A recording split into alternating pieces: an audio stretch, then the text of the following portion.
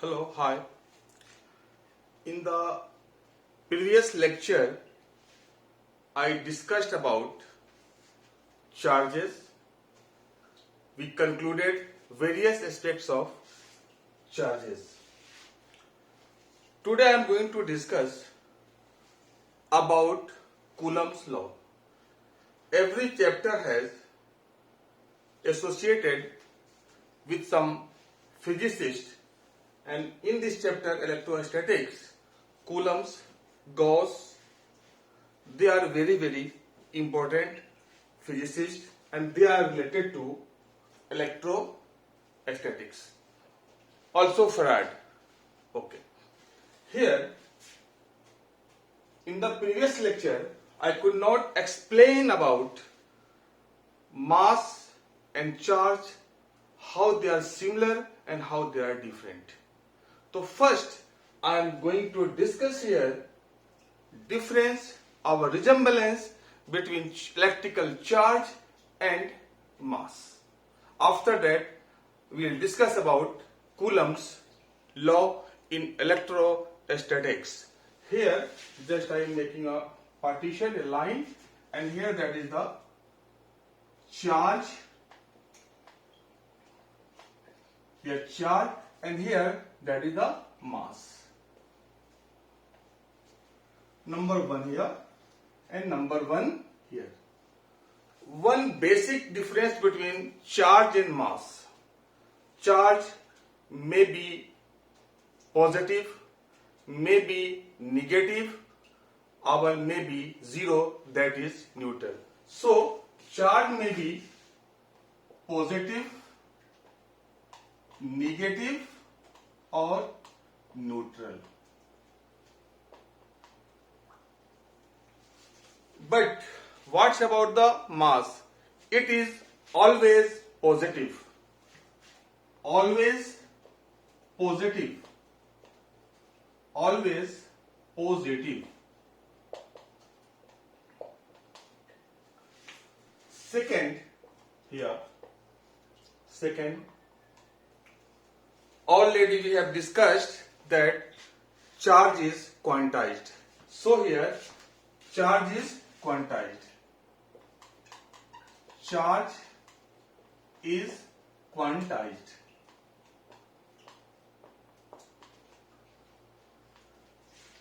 Still quantization of mass is not established. Still quantization of mass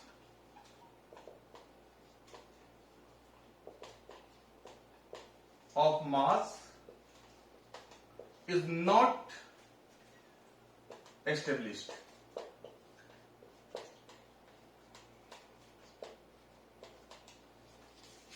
Is not established. Third, charge is conserved. Charge is conserved. Charge is conserved.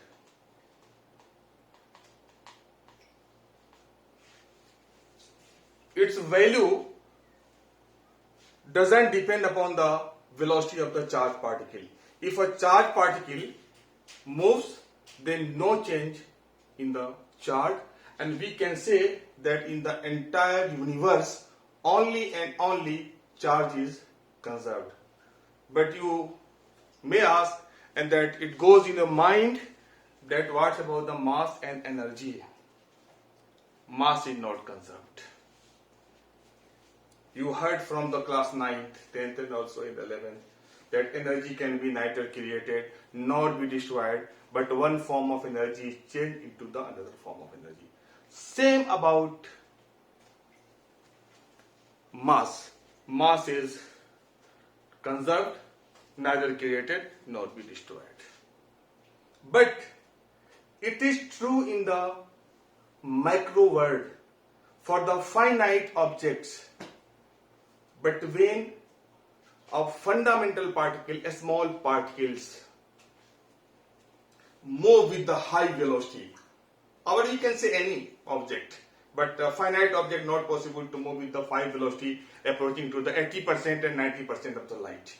But moving with the very high velocity, electron, proton, then their mass changes, increases, and this is explained by Einstein's special theory of relativity. That is, so here mass is not conserved. Mass is not conserved.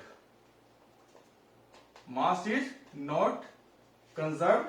It means m equal to m naught 1 minus v square upon c square under root. Here m is mass in the motion. Mass in motion. Mass of any particle in the motion. And here m naught mass in the rest, if any object is in the rest.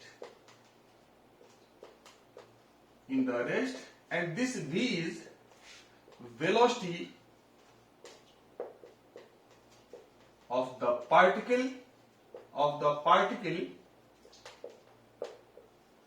and already see it is the fixed notation for the velocity of light in vacuum, and that is 3 into 10 to the power 8 meter per second.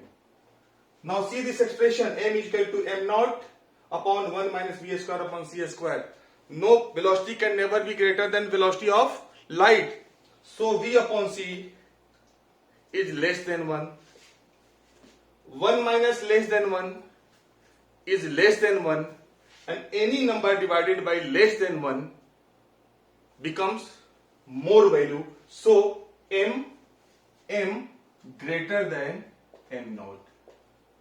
If a body moves with the very high velocity, then mass increases and change in the mass is noticed. Although we are moving with chair, everything, car, bus, their mass changes, but the not detected by any device is still found. So it is only theoretical, but practically possible for the very small particle moving with the very, very high velocity, and it is very true for the fundamental particles. Okay. Now, point 4.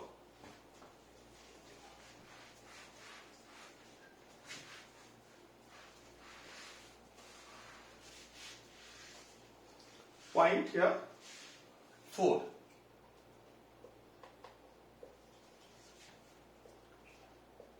You can just say that here charge is conserved, mass is not conserved, and it depends upon the velocity. It is just derived from here that here mass charge is conserved and mass and energy are interconvertible by the Einstein very, very important formula E equal to mc square. That mass can be converted into energy and mass into energy. They are interconvertible.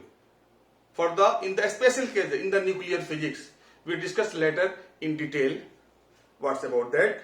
So we discuss detail in the atom and nuclei chapter. Inshallah, I will discuss this thing.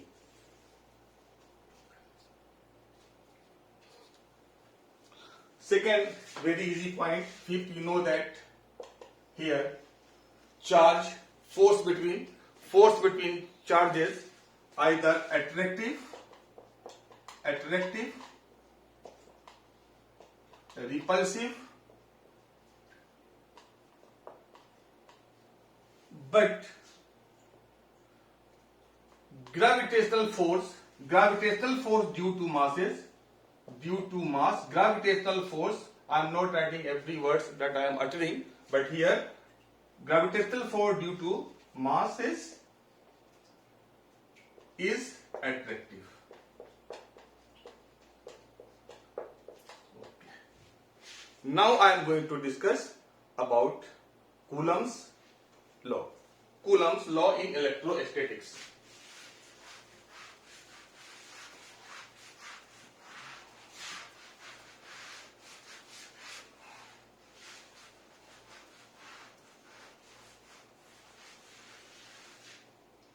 here when 2-point charges, here 2-point charges, Q1 and this is Q2. If they interact each other and separated by a distance r, interact and separated by a distance r. Interaction very clear. Opposite charges attract and same charges repel. Minus minus repel, plus plus repel, and plus minus attraction. So here I am using only one word, that is the interaction. It may be positive, may be attractive or repulsive. Okay. Then according to Coulomb's, here I am writing Coulomb's law. I forget to write Coulomb's law. Okay. In electrostatics.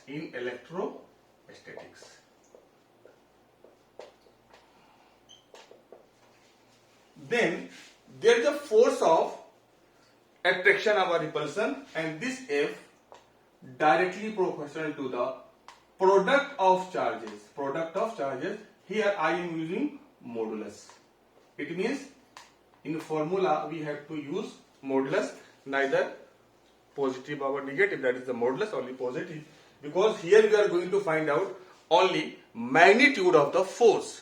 I am not finding in the vector form. So here F proportional to Q1, Q2 and F proportional to 1 upon R square, inversely proportional to the square of their separation. So here combinedly F proportional to Q1, Q2 and here R square, and finally F is equal to K Q1 Q2 upon R square. F is force, F magnitude of force, and this K constant of proportionality. Constant of proportionality.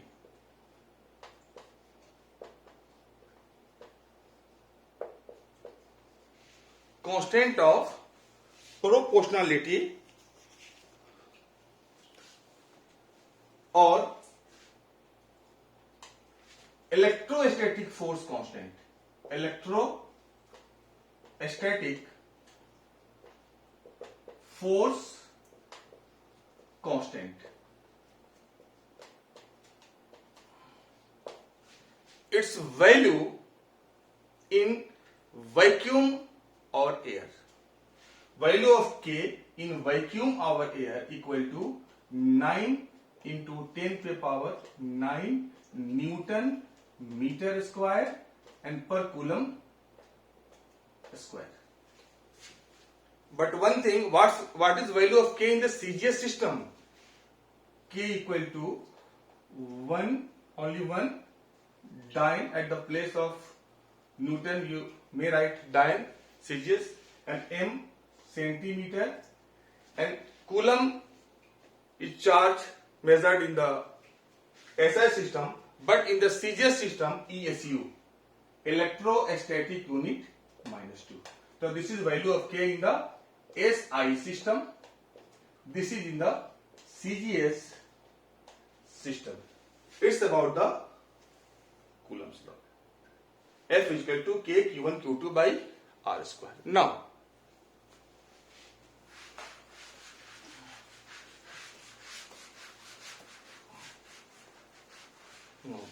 here I am discussing here that point charges, many students know about the concept of point charge, but here I am telling about the point charge.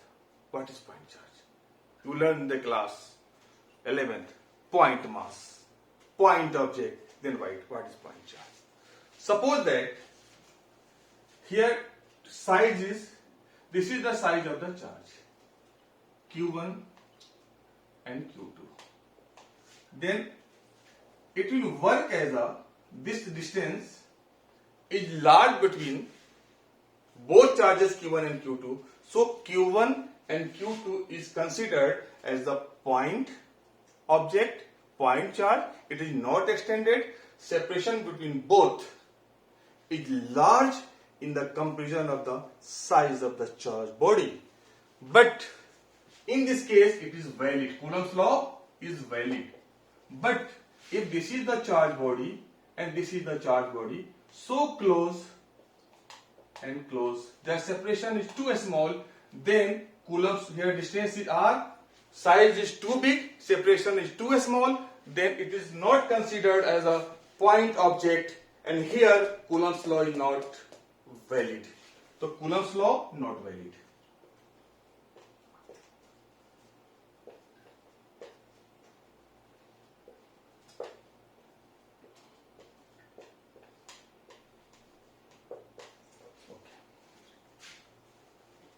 Coulomb's law.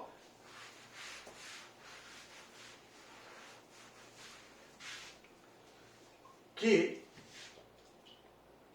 electrostatic force constant, is also written as 1 upon 4 pi epsilon naught. Epsilon naught or epsilon 0. Now, value of this epsilon naught equal to 8.85 into 10 to the power minus 12 Newton minus 2 meter, Newton minus 1 meter minus 2 and Coulomb square. Just opposite to the K. Then what is this epsilon naught? What is this epsilon naught? Epsilon naught is known as absolute permittivity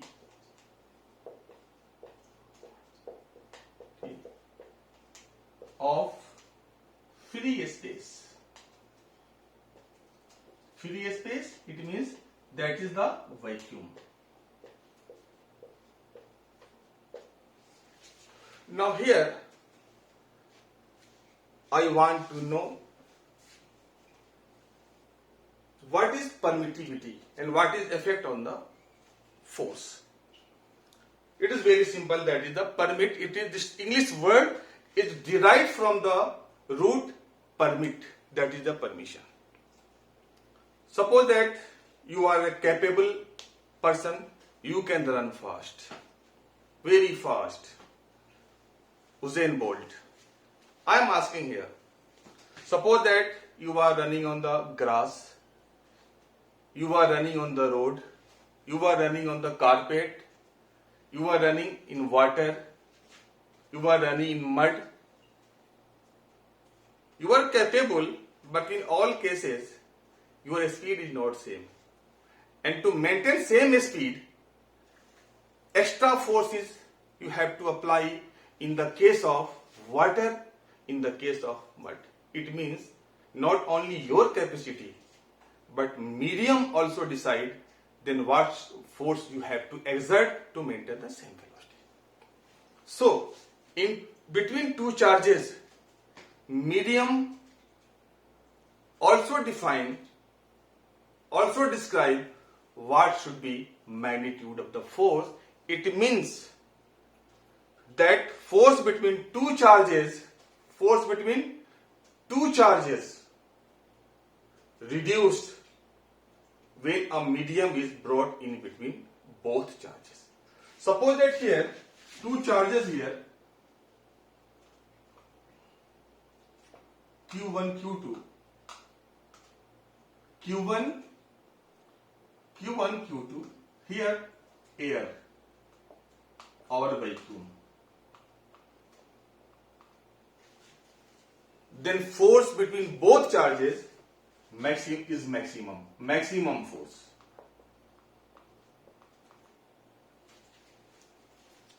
But when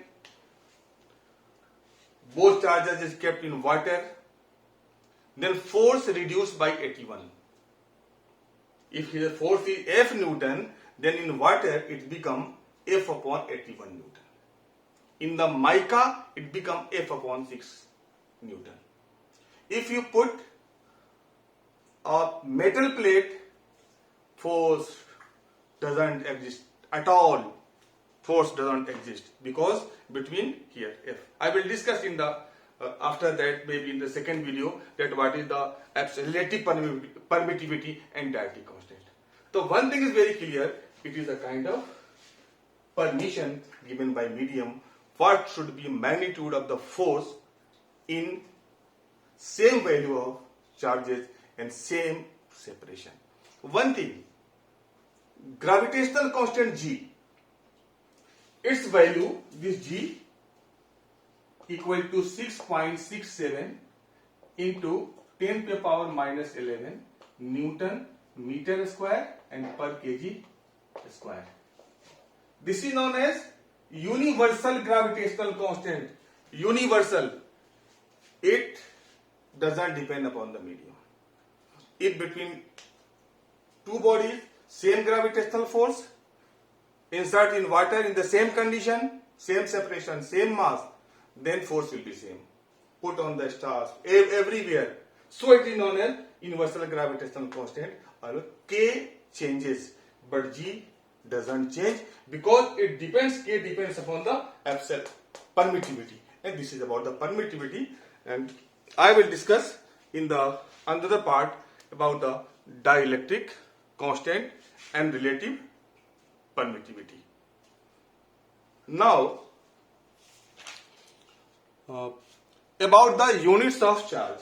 Units of, because every physical quantity has some units. About the units of charge. Units of charge. Units of charge.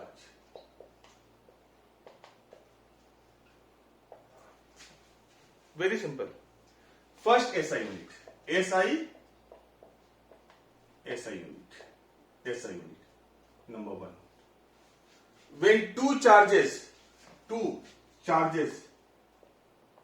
SI unit, that is the coulomb. SI unit, coulomb. How can you define 1 coulomb? Here I am going to define 1 coulomb. Define 1 coulomb. If two charges of equal magnitude Q and Q, they are separated by a distance 1 meter. They are separated by a distance 1 meter and they exert a force of 9 into 10 to the power 9 Newton. Then by the formula F is equal to K Q1 Q2 by R square, and all things are kept in the vacuum our air. So F is given 9 into 10 to the power 9, K is 9 into 10 to the power 9, and both charges are equal, Q into Q, and this is 1 square. So finally Q is equal to plus minus 1 coulomb. It is very simple. If two equal charges separated by a distance of 1 meter in vacuum, if they exert a force of 9 into 10 to the power 9 Newton, then it is said that both charges separately 1 coulomb. Another definition of 1 coulomb. For the SI, another definition of 1 coulomb. Another definition of 1 coulomb. Another definition of 1 coulomb. This is the another definition. You know that Q is equal to NE. By the law of quantization, if Q is equal to 1 coulomb, N into 1.6 into 10 to the power minus 19, and N is equal to 1 upon 1.6 into 10 to the power minus 19. After solving, we get 6.25 into 10 to the power 18. If 6.25 into 10 to the power 18 electrons transfer from one object to another object, then in both objects 1 coulomb charge is developed in opposite nature. It is very clear. 1 coulomb charge is achieved by transfer of 6.25 into 10 to the power 18 number of electrons. And third definition of 1 coulomb. You know that I is equal to Q by T and Q is equal to I into T. I is 1 ampere and time is 1 second. If 1 ampere charge flows for the 1 second, the number of charges flow is 1 coulomb. Okay. Now come to the CGS unit of charge. CGS unit of charge.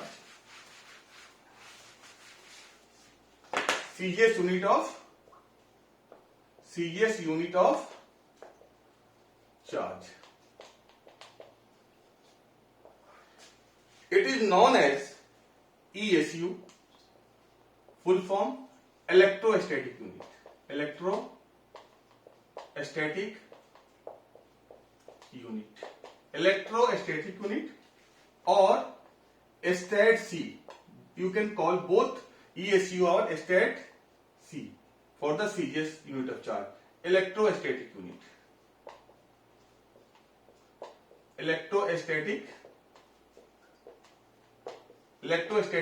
unit ESU stat C. And you should know that 3 into 10 to the power 9 ESU equal to 1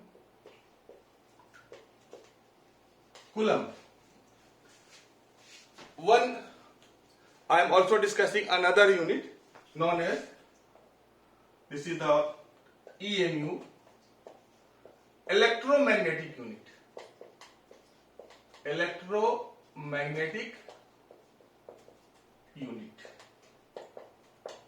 It is a bigger unit. It is the bigger than coulomb, and 10 coulomb is equal to 1 electromagnetic unit.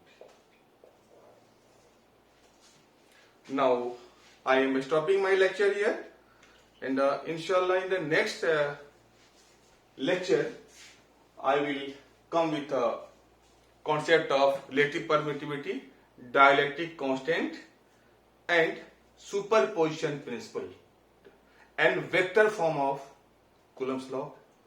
Thank you. Like कीजिए और subscribe कीजिए if you like this my video, and continuous whole year I will bring all these things till the last unit, and after that maybe I will put some deep question here in the discussion of the numericals for the IIT and NEET. Thank you.